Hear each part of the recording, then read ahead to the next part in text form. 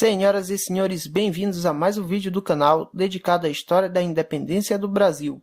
Hoje vamos descobrir mais sobre o primeiro reinado no nosso país e as medidas tomadas por Dom Pedro I após a nossa independência.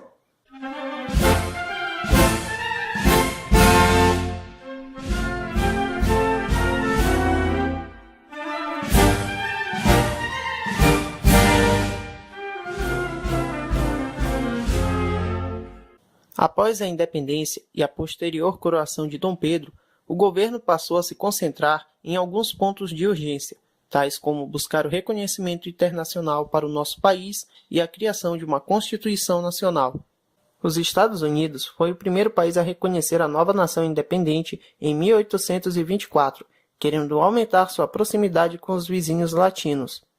Para conseguir o reconhecimento de Portugal, foi assinado o Tratado de Paz e Aliança, no qual o Brasil pagou 2 milhões de libras esterlinas à antiga metrópole, que reconheceu o país independente em 1825. Uma Assembleia Constituinte foi convocada e deu início às suas sessões em 1823, porém estava no ar um clima de oposição entre brasileiros e portugueses que haviam ficado no país, mas ambos concordavam que o poder do imperador devia ser limitado e não absoluto. Ao tomar conhecimento que a proposta de Constituição estava limitando demais seus poderes e colocando muitos aspectos que limitavam a participação de portugueses na política, Dom Pedro toma uma iniciativa.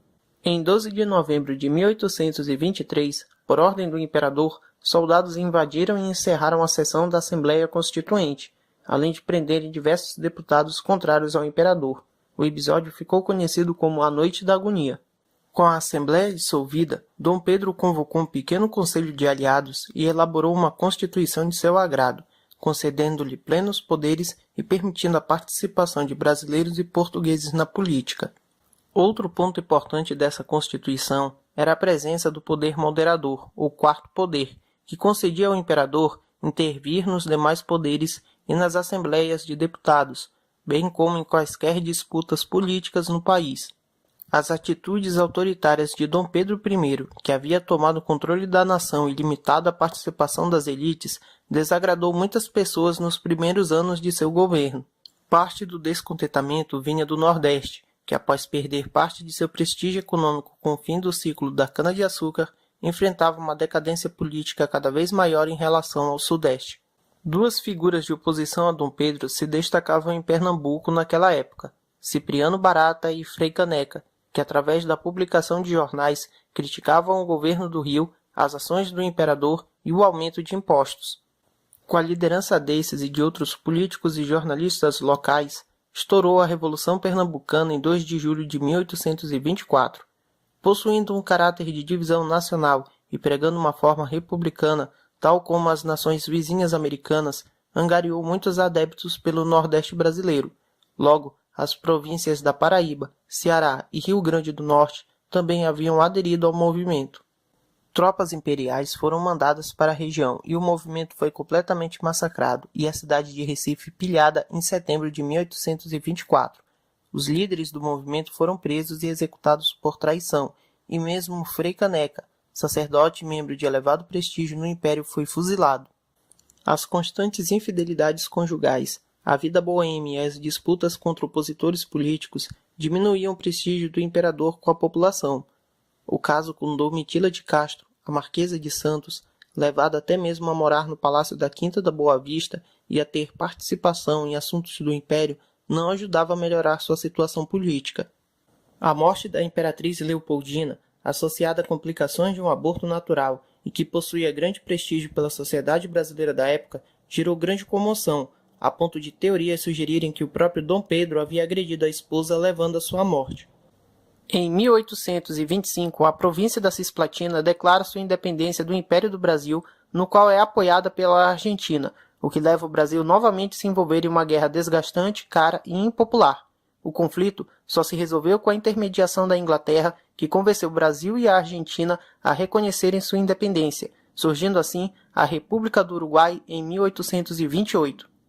O casamento do imperador em 16 de outubro de 1828 com a imperatriz Amélia gerou novas despesas inesperadas para o governo, porém permitiu ter uma pessoa que acalmasse os ânimos e atitudes do imperador com relação a seus ministros e à política nacional.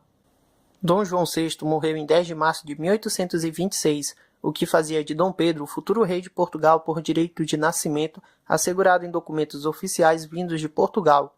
Diante da perspectiva de novamente ter que unir os dois países após a independência brasileira, Dom Pedro toma a iniciativa de nomear sua filha, Maria da Glória, rainha de Portugal, enquanto ele abdicava do trono português para continuar soberano exclusivo do Brasil. Mesmo tendo nomeado a filha rainha, Dom Pedro continuava se intrometendo nos assuntos políticos portugueses, se reunindo com o partido português e enfrentando a oposição do irmão Dom Miguel, que desejava assumir o trono no lugar da sobrinha. O assunto da sucessão ao trono português, a perda da Guerra da Cisplatina e as disputas políticas entre o Partido Português e o Partido Brasileiro dentro dos ministérios levaram ao desgaste cada vez maior do primeiro reinado. Vendo que sua imagem estava decididamente arruinada, suas políticas nacionais incompatíveis e o cenário político adverso às suas medidas, no dia 7 de abril de 1831, Dom Pedro I abdica do trono brasileiro em razão de seu filho primogênito, Dom Pedro de Alcântara, uma criança então com 5 anos de idade. Dom Pedro partiu do Brasil em 13 de abril, num navio inglês HMS Volage, junto da Imperatriz Amélia e um pequeno grupo de apoiadores com destino à França, onde chegou em 10 de junho. De 1832 até 1834, lutou contra o irmão Dom Miguel para conceder a coroa de Portugal à sua filha Maria da Glória e manter a monarquia constitucional e impedir a volta da monarquia absolutista defendida pelo irmão. Morreu de tuberculose em uma tarde de 24 de setembro de 1834 no Palácio de Queluz, no mesmo quarto que nasceu em 12 de outubro de 1798. Com a abdicação de Dom Pedro em 1831, o Brasil entrou no período chamado de regencial, pois o futuro imperador Pedro II era menor de idade e não poderia administrar o país, o que fez o governo ser liderado por regentes reais até a maioridade do futuro imperador. Senhoras e senhores, este foi nosso vídeo de hoje sobre o primeiro reinado no Brasil. Se você gostou, deixe seu like e compartilhe o vídeo com os amigos. Se inscreva no canal para saber mais sobre a história nacional e a história mundial. Forte abraço e até o próximo vídeo.